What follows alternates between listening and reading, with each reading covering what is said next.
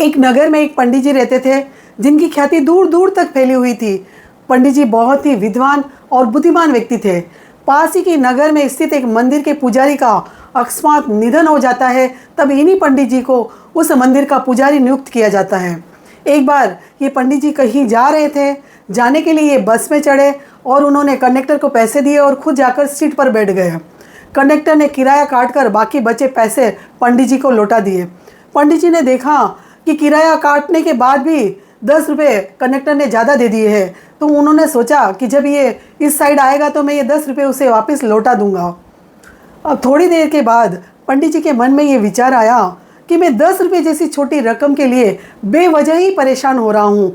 आखिरकार ये बस कंपनी वाले तो लाखों रुपए कमाते हैं, तो अच्छा तो यही होगा कि मैं इन 10 रुपयों को प्रभु की भेंट समझकर अपने पास रख लेता हूँ और फिर मैं इन पैसों का सदुपयोग ही तो करूँगा।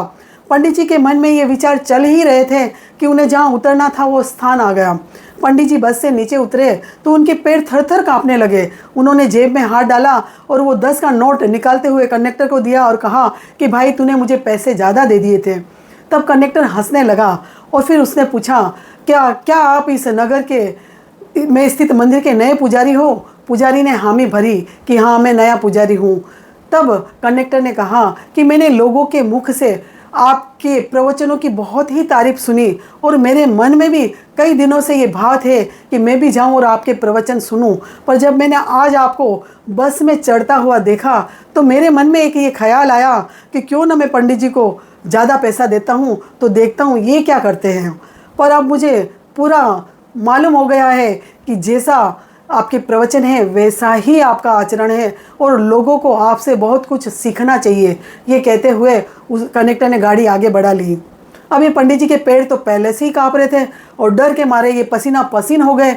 इन्होंने हाथ जोड़े और भगवान का आभार व्यक्त किया कि हे प्रभु, लाख लाख बार प्रणाम है तुझे कि आज तूने मेरी लाज रख ली। मैं तो 10 रुपये के लालच में आकर अपने जीवन भर की शिक्षा की बोली लगा दी थी, पर आपने समय रहते हुए मुझे संभल जाने का अवसर दे दिया और आज आपने मेरे चरित्र पर दाग लगने से आपने मुझे बचा लिया।